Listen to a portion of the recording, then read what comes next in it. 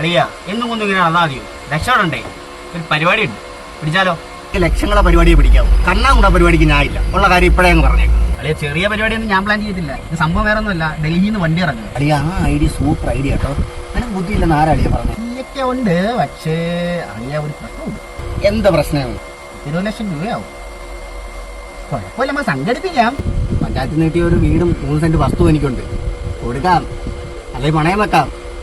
കുഴപ്പമില്ല, ഈ പൈസ ഞാൻ ഒപ്പിക്കത്തില്ല. എനിക്കിതൊക്കെ നിസ്സാരമില്ല അളിയാ.